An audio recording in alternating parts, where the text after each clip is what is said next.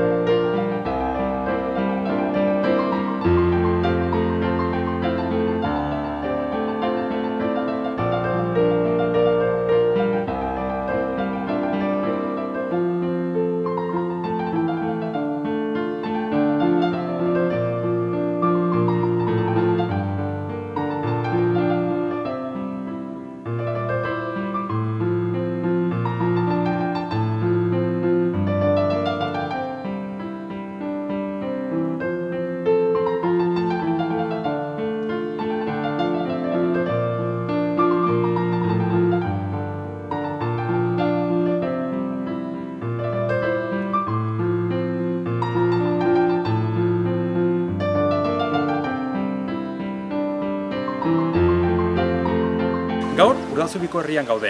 Gaurko saioan, bai Urdazubi eta bai Zugarramurdi ezagutuko ditugu. Urdazubin alde batetik bai daukagu monastegi zaharra eta baita lezeak, batez ere Ikaburuko lezeak, eta Zugarramurdin berriz bai herria, baina baita ere Zugarramurdiko leze famatua.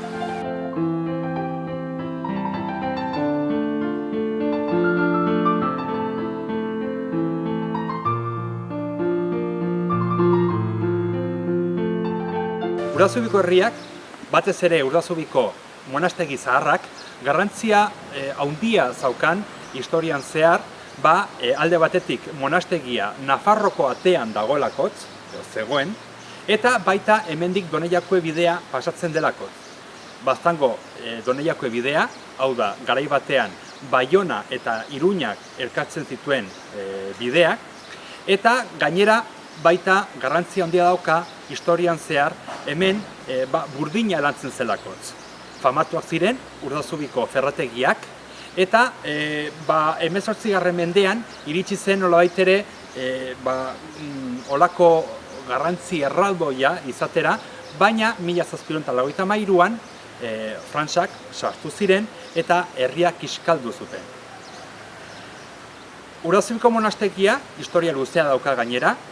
Batzuk diote ja 9. mendean hemen bazegoela monastegi txiki bat, batez ere Doneiako bidea zaintzen zuen monastegia, erromesak bazaukaten hemen aukera lo egiteko, bazkaltzeko, eta gero historian zehar premostratenseak etorri ziren, premostratenseak hauek bultzatu zuten hemen bertan bai bidea, baita ekonomia eta baita kultura ere. Alde batetik, monastegia, bestaldetik, herria, eta baita ere garai batean gaztelu bat aguzi. Gaur egun, monastegia gauz gutxi gelditzen dira, eliza, klaustroa, eraikin batzuk, baina ia dena suntsitu zuten batez ere 1783an. Bere egunean, bazaukan Nafarroko liburutegi famatuena, baita ere bazituen hainbat gauz, adibidez errota bat, ferrategi ezberdinak, ferrategi bat gaur egun oraindik zutik dagoena edo aztarna batzuk ditugu, Burdinola edo Gaineko-Ola. Badakigu, Erdi Aroan gutienez 2 ferrategi bazirela herri hontan. Alde batetik Gaineko-Ola, hau da, mendian zegoen Burdinola, berez Baztango bailara barruan egongo zena, eta gero baita Dantxarine aldera, hor bazegoen bertze bat Beitiko-Ola. Gaineko-Ola, jakinta hau Baztanen kokatuta dagoela, arazoak sortu zituen inguruko barrideekin, batez ere Azpirkuetako herriak ez zegoen ados Burdinola honekin, eta baita Erdi Aroan ere Azpirkuetako barrideak Burdinola hau suntsitu zuten, eta gero ja adostu zuten, nolabait ere, bai Baztango herrialdeak, Baztango udalak eta Urdazubiko monastegiak adostu zuten Burdinola bat berria eraikitzea, eta geroztik Gaineko-Olea baita ere ezagutzen da Bake-Ola bezala. Premostranteseak, erran bezala, hemen bazaukate monastegi txiki bat, baina historian zehar botere handia hartu zuten. Monastegiko abadeak botere handia zaukan. Are gehiago, jakin eta hemengo apezpikua ez bakarrik Urdazubikoa, baizik eta baita Baztan, Orreaga eta iaia Nafar iparralde guztiko apezpikua, Baionako apezpikua zela, Baionaren apezpikuaren atzetik abadea zegoen. Horregatik, zaukan olako potere erraldoia, eta gainera hori ere nolait ere lagundu zuen pixka bat alde batetik olako bultzada erraldoia emateko monastegiari, bultzada ekonomikoa, kulturala, jakinta gainera lehen aipatu den bezala nola zaukaten olako liburutegi erraldoi bat, eta tamalez liburutegi hau 1512an Nafarroko konkistan su eman zuten, erre zen, desagertu zen, hala ere berriz ere garrantzia handia hartu zuen monastegiak, baina ja 18. mendean alde batetik monastegian inguruan zegoen herriak nolait ere independizatu ziren, hau da, Zugarramurdi eta Urdazubiko herriak, monastegia hor jarraitzen zuen, baina ja Urdazubi eta Zugarramurdi aparte ziren. Eta gero 1783an Frantziako iraultzarekin batera, Frantziako tropak sartu ziren eta herri guztia suntsitu zuten. Baita monastegia, baita ere liburutegia eta ez hori bakarrik. Baita hemen inguruan dauden mendien basoak eta oianak ere suntsitu zituzten, nolabait ere bertako burdinolak, bertako industria suntsitzeko ere.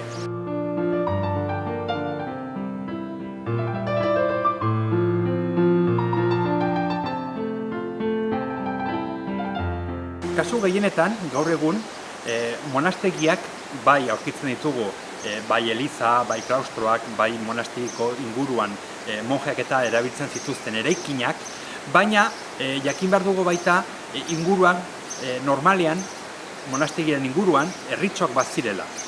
Hau da, monastegietan, monjeak hor ziren, baina baita ere inguruan bizi ziren barrideak. Eta barride hauek berriz, nolabait ere ziren monastegiko langileak. Hau da, azken finean, monastegi hauek jaunerriak ziren. Abadea, jauntxoa izanen zen, gero monjeak, eta gero azpikaldean egonen ziren bertako barrideak, bertako langileak.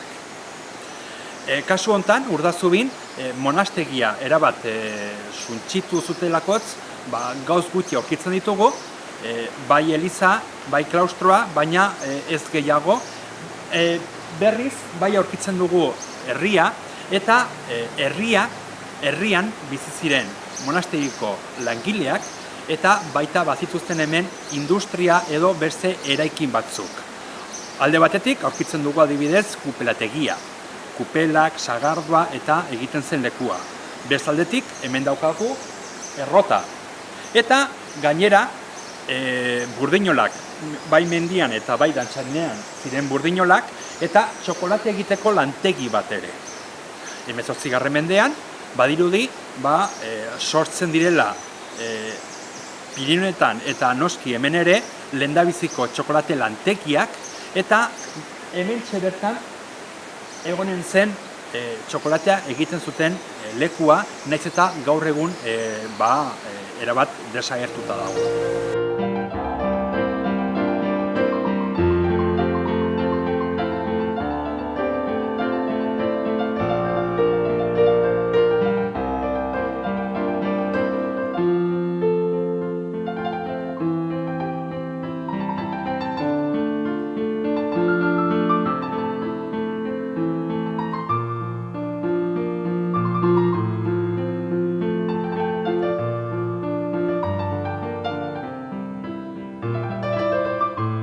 Urdazubin, baita aurkitzen dugu hemengo baserri hau, eta baserri hau famatua da hemen 1556an sortu zelakotz Pedro de Aguerre y Azpilicueta, hau da, Axular. Axular famatua da, berak gero liburua idatzi zulakotz, etikari buruzko liburu bat da, liburu ederra, polita, baina batez ere interesgarria da eta dauka baita ere bere garrantzia euskaraz idatzi zulakotz.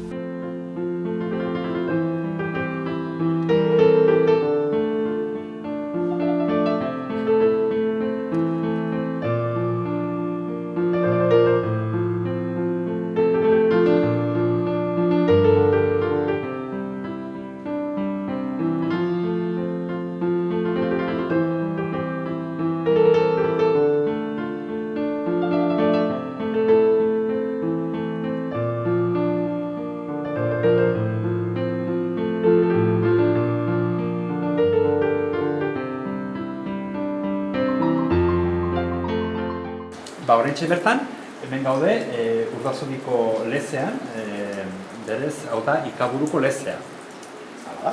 Eta, hemen dugu Goiu Ugalde, hemengo arduraduna. Naiz, egunon. Egunon. Eta, hau, ikusten dugu, lezea ikaragarri ederra, ikusgarria. Noiztik dago irekita? Noiztik etortzen da, sartzen gara bisitak egiten aritugu hemen? Orain iten dugun bezala, orain 25 urte iten dugu aurten. Orain dagon bezala. Baina ja, orain 49 urte bat edo bizitatzen altzela, garai hartan torri zen espeleologo famatu bat, Norbert Casteret, eta arek ja zuk erran duzun berbera erran zuen. Idatzi zuen estudio batean, 1930 urtean, leze ederra zela.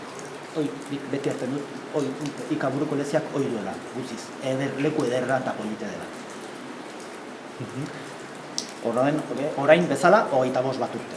Orain ja dago dena ongi markatuen, nahi dugu lezea zaindu, horregatik ez dugu 25 lagun baino gehiago uzten sartzerate talde batean, argiok denak LED, argi hotzoietaik dire, negurtzen dugu argiek, saiatzen gara lezea ez ondatzea.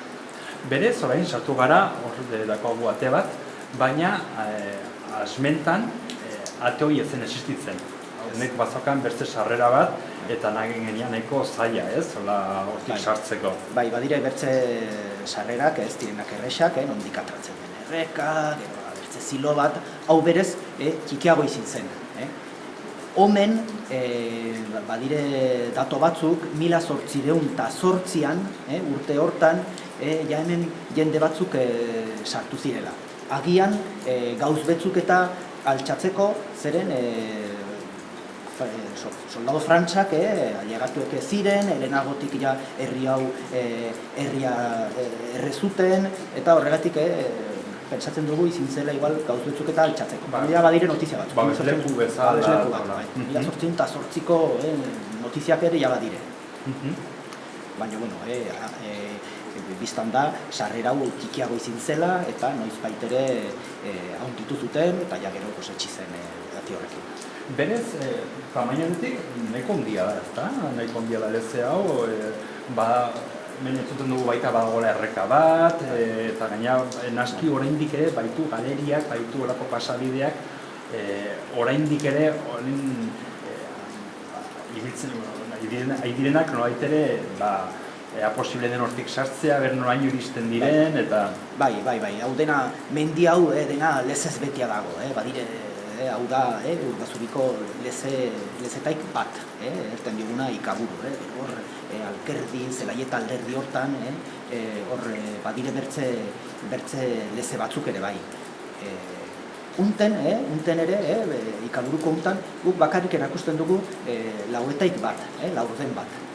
Eta haundie baino gehiago, nik errainen nuke, leze aktiboa, beti haitzen dugu errekain asotxoi, urtantak, galeriak zenbait tokitan zabalago, bertzetan estuxago, baten du sensazione bat, nik gauzoiek beti azpimarratzen dut. Baina da, alde batetik da, naturaldetik altxorra bat, bai lezea bera, hemen ditugun estalaktitak, estalagmitak eta baita ere baituzu hemen babestutako hainbat naski sagutxarrak eta ezta? Bai. Orain udaldera gutixago ikusten ditugu, zeren hemen beti 14 grado, baina bada ezetasuna handi ere bai. Eta orduen sagutxarrok, gauinerok, hemen erten dugun bezala, gaten dire bertze tokietarat beren kumiak eta iterat. Gelditzen dire orain ar batzuk, baina guti. Gero, ja, urriti goiti hasiko dire berriz bueltatzen. Eta negu-neguen orduen bai izeten direla, bada gehitxago. Etortzen dire, negue pasatzerat. Gero hemen ere, erten dugu, badirela bertze espeziak, ez dira bakarrik ez eren, leziak, badira unitze animaliak maitetuztenak leziak batzutan babesteko, eta badire bertze batzuk, ja, arronte inek daudela lezetan bizitzera. Adibidez, hemen, beti espliketzen dugu, badugule aimerma, armiarma, hiki, xurie eta itxue, hemen munduan bakarra dela, bakarrik lezeotan bizi dena. Ez da sobera ondie, eta beti erten dugu broman edo kasuman berdugula bizitan zeren batzutan igual baten bat erortzen alzaikun dugu bainera. Igual, peño. Armiarrak ezakit, baina urtantak bai. Orduan, gainera geologia aldetik baikala dauka bere garrantzia, estalaktitak, estalagmitak, nola sortu dira eta ze adin daukate? Bai, sortzen dire, hor bada prozeso kimiko bat, ure, kanpoko plantak ematen duten CO2-aikin, karmatokalzikoak iten du urtu, eta horregatik urtantok ailegatzen dire. Eta gero berriz, alderantziz, sortiko dire ja kisuzko formazioa guztiok. Bizirio daude orduan. Bai. Beti ari dire formatzen, arronte zaharrak dira errainen gu, dena da, baina, badire hemen batzuk erten dugu, ez dakigu zehazki, ze adine duten, erten izaten dugu, izaten altuztela milaka urte. Milaka urte batzuk, bai. Eta, gero ere, nola gauden salauntan, bada bertze gauz betere batzutan jendiai eta erakartzen diola dela alderdi untan ditugun mitologiazko leyendak. Aspalditik salauni deitzen diote lamien gela, sarrera honi. Bai, aipatu dugu bai geologia aldetik, natura aldetik, baina noski baita historia aldetik, hau babeslekua izan da, baina bazakit hemen baitugun hemen adibidez aztarna arkeologikoak, kontrabandistak hemen egon diren, edo...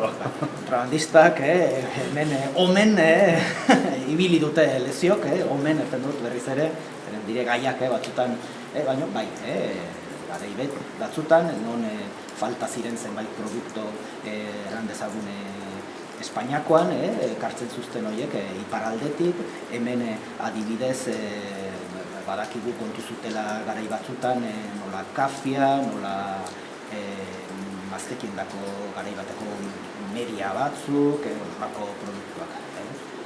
Eta gero aztarna arkeologikoak erran berda, sarrera hau bera aspaldion erran dezagun ondatu zutela, ongi ikertu gabe mugitu zutela. gauz betzuk bai agertu zirela, baina ez daude sobera ongi ikertuak hemen sala honetan agertu ziren aztarnak. Bai, eta badakigu ja Urdazubin badaude bai beste leze batzuk, orain bertan ere ikerketak eta egiten ari dira, eta bai naski aurkitu dituzte hainbat aztarna arkeologikoak, margoak eta orduan kasu honetan badirudi igual zerbait oraindik ere eskin batien egin dire, baina hala ere bai bere garrantzi izan duela baita historian zehar, ez, babesleku bezala. Bai.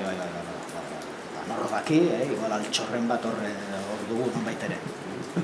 Eta, nola da, hemen hau lez hauek istatzeko, ordutegiak eta...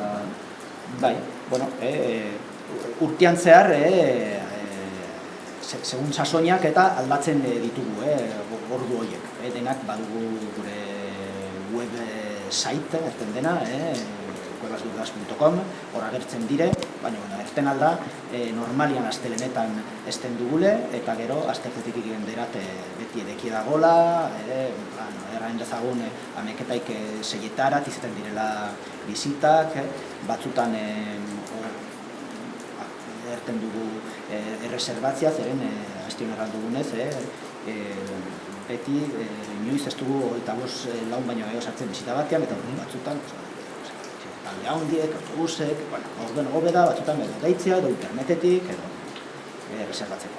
Bai, gaina bakigu bai turismo aldetik, zenolako garrantzia dituzten, bai Urdazubiko lezeak eta baita Zugarramurdikoak, mehatxun aldean denak ezagutzen ditugu, ez, leze hauek, orduan, hemen zugur askire, bai tortzen dira turista pila bat, ez, hemengo lezak eta ikustera.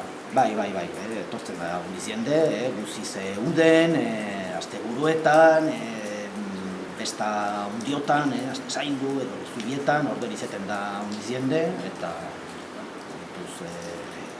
konten gaude alderri hortaik, eta lana aldezain ongi, gauza hola baitere ere larretzeko.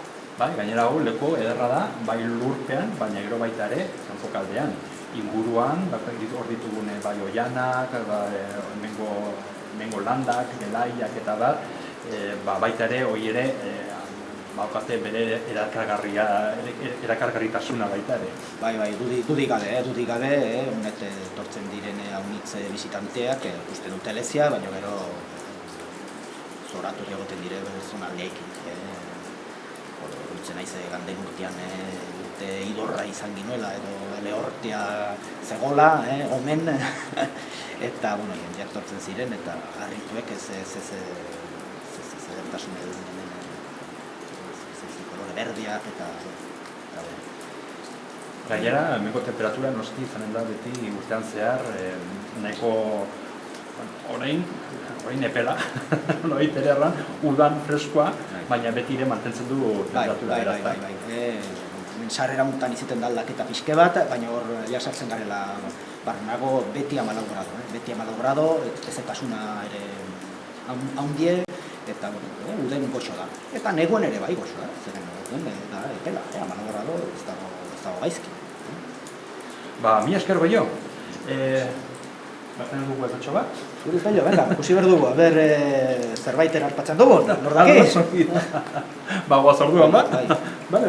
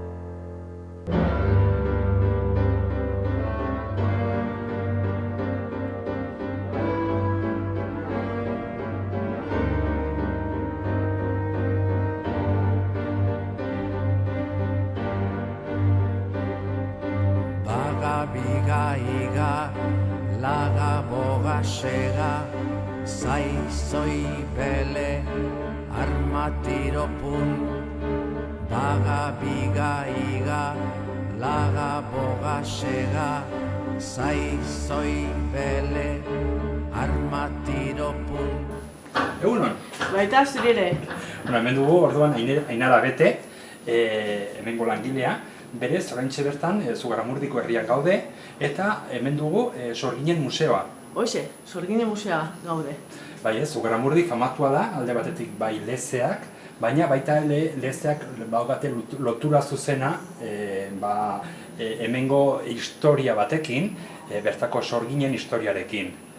Hoxe, orain dela 200 urte, goti biti, hemen zonalde honetan sorginkeriaren kontran jazarpenik edo eizarik handiena, jendetsuena, luzeena eta azkena ere gertatu zen. Eta hori buruz, solasten gara hemen. Orduan, alde batetik baitugu hemen bai lezeak, baina baita ere erekin hau, da garai batean naski ospitala zen zen ospital bat, eta oraintxe bertan da historia honi buruzko museoa. Hoxe, hau zen baserri arrunta bat, baina gero herriko emakume aberatsa batek erosi zuen, eta emakume hori monja sartu zen, eta etorri zen honak bere, monjakin, bere konbentoekin, bere kongregazioarekin, eta, hau izan zen konbentua, ospitalea, eta baita herriko haurrendako eskola, neskak eta mutilak. Bire, Zugarramurdi zen, herri txikinerriko bat, ezaten eskola mixta, lehenbizikoa edo. Eta zehazki zer da hemen erakusten dena? Hemen, sorginei buruz ikuspuntu ezberdinak erakusten dugu. Adibidez, lehenbiziko solairuan izanen zen estereotipoa, edo sorginen irudi ohikoa, sorginkeria, gauza txar bezala, deuseztu beharrezkoa, eta beraz, lehenbiziko solairuan zonaldeko sorgina izari buruz ari gara. Bigarren solairuan berriz, sorgintza izanen zen ikuspuntua, sorgin edo biktima horien ikuspuntua, hori da, jakinduria, naturaren ezagutza sakona, aintzineko sinismenak eta ohiturak. Orduan, kontrain hartzen dugu. Eta orain, egun hauetan, edo hilabete hauetan, Sabaian, badugu Agurtzanean Duezaren bertze ikuspuntua, hau da, Zugarramurdiko artista eta berak proposatzen du, sorgin horien edo mitozko sorgin horien ikuspuntua, bere erakusketan. Eta zehazki zer zen hemen pasatu zena, hau da, zuk aipatu duzu, egon zen horako eiza bat hasi ziren batean, harrapatu zituzten hainbat emakume, baita gizonak eta haurrak ere, salatu zituzten, sorginak zirela eta, zehazki nola hasi zen dena, nola izan zen historioa? Bueno, 1708 urtean bukaeran, Ximeldegiko Maria hona traigatu zen, ziur aski Pierre de Lancrenek Isidoretik ihes egiten. Ziur aski bere bizitza salbatu nahian, hemengo barrideeta salatzen hasi zen. Berak, Ximeldegiko Mariak erran zuen, bera sorgin izan zela, Zugarramurdiko akelarretan parte hartu zuela, orduan aski ongi baziken nortzuk parte hartzen zuten beste horietan, eta nortzuk ez. Eta salatzen hasi zen, eta nolabait irteko bi talde ezberdinak eratu ziren hemen, sorginak zirenak eta sorginak ez zirenak, eta nik pesatzen dut olako presio handia sartu zuten sorgin horiek. Azkenean, Zugarramurdiko Eliza zahar hortan barkamena askatu zieten bertzeei, eta gauza, bukatuko zen. Baina, ziur aski Urdazubiko Leon Aranibar abateak inkisizioai abisatu zion, bera ongi gelditzeko, bera importanteago bihurtzeko, eta bi inkisidoreak, inkisizioa honat etorri zen. Eta batzukin solasean eta lehenbiziko prisioneroak Logroñorat eraman zituzten, eta, presondegian sartu, galdetu, interrogatu, eta bere borondatez edo sorginak zirela aitortzen ez baldin bazuten, tortura ere erabiltzen zen. Orduan, jendeak ere aski ongi ulertu zuen zer erantzun behar zuten. sorginak zirela, diaurarekin tratuak edo relazioak zituztela, adibidez, aparteko poteriak zituztela, olako gauz. Eta kelarreak. Akelarreak, baina hoi da, akelarreak, inkisizioak, akelarreak lotzen zituen, diaurarekin. Meza beltzaekin, sorgin irudi txarra horrekin, gaizkilea, eta, olako gauzak ere erran behar zuten, akelarretan parte hartzen zutela, bataioi gabe hil ziren umeen gorpuak jaten zituztela, adibidez, egan egiteko almena zutela, eta gero, garaiko zoritzar guzien errudunak zirela. Adibidez, usta txarrak baldin baziren, jendeak, esaten zuen, sorginen errua zela.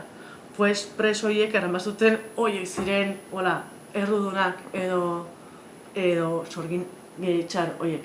Azken finean, eiza guztiak bezala, eiza honek ere izan zuen olako kutsu baita politikoa, ezta? Hemen ez da mende bat, ja Nafarroan, ja Gaztelan barne izan zela, konkistatu izan zela, eta zen bertze autoritate bat, bertze agintari batzuk, bertze aulo batzuk, eta gainera agintari horiek suain arrazoia edo eskarmentua baldin bazuten, pues akabo.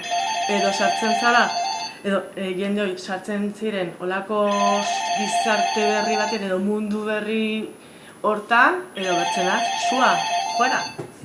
Eta, klaro, pues azkenean hori zen, ziren aitzaki politikoak, ekonomikoak, erligioso, sozialak, denetaik. Hoi, ematen zen, zonalde hori, pues bomba zen, orain dela 40 urte. Eta nola bukatu zuen dena? Nola bukatu zen? Azkenean inkisizioak olako bidaiak, zonaldean bidaiak egin zituen, eta, hilabeak pasu ondoren, jendearekin, solastu ondoren edo mehatxatu ondoren eta dena, 300 salaketa jaso zituzten, horiek barne 53 errudunenak edo txarrenak, Logroñorat eramanak izan ziren. Horien barne, 30 zugarramordiarrak ziren, eta izan zen fede auto bat, hau zen epaiketa publiko bat, 30.000 personen aintzinean, 1710ko azararen 7 eta 8an. Eta, hor konfesioak eta akusazioak eta dena irakurriak izan ziren, eta biharamunean, azararen 8an, 10 su horiek piztu ziren. Eta ematen zuen inkisizioaren arrakasta izan zela, baina justu alderantziz gertatu zen zonaldean. Jendea erotu zen, eta bertzengan mesfidantza zuten, hasi ziren, amezgaiztuak izaten, eta aiatu ziren puntu bateraino, non ez egiten bereizten ezer zen errealitatea eta imaginazioa zer zen.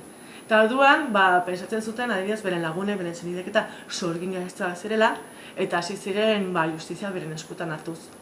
Azkenean, izan ziren, olako, zigorrak eta pintxamiento saiakerak eta zonaldean, inkisizioak jakin zuen, eta Alonso de Salazar y Frias inkisidore etorri zen, bertze modu batean. Berak ez zuen sorginkeringan sinisten, pensatzen zuen herriak beldurra zuela, eta, olako, lasaitasun jartzeko gogoakin etorri zen.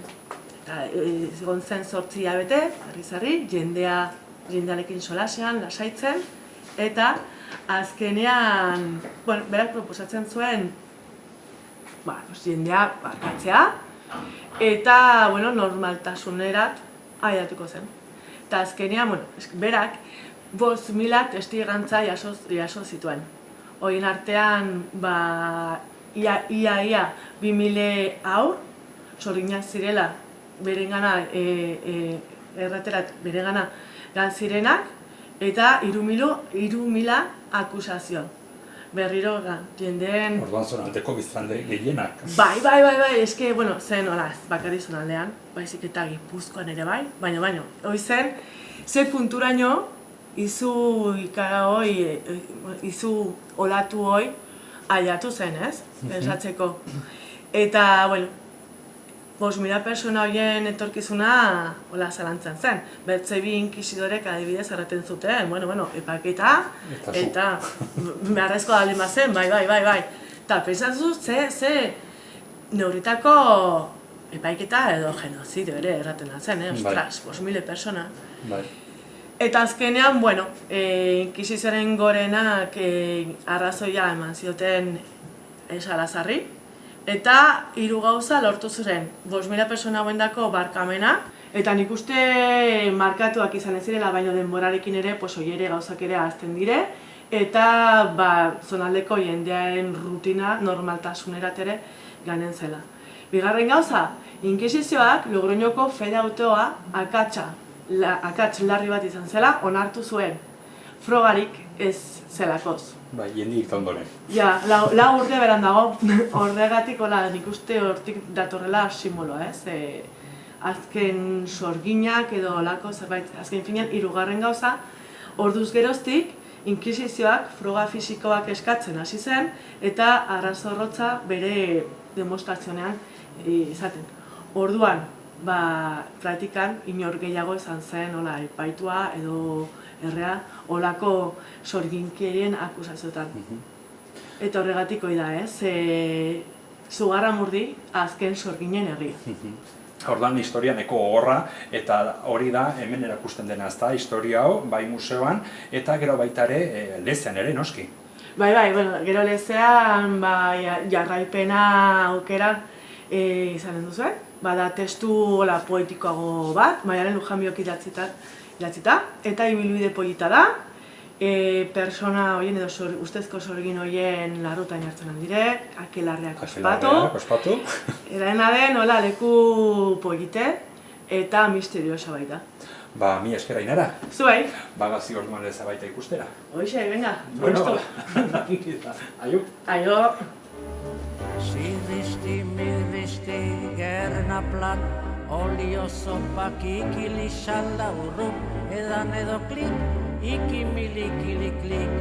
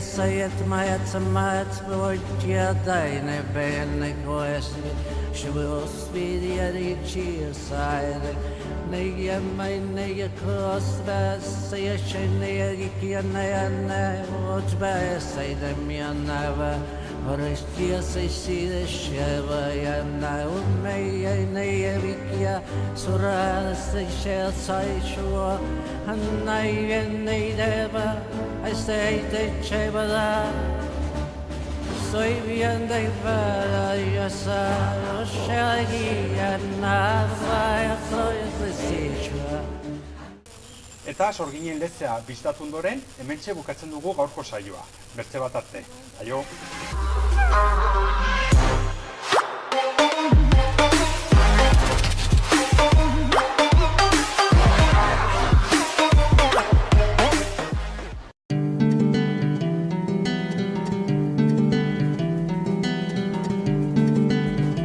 Saio hau Nafarroako Gobernuak diruz lagundu du.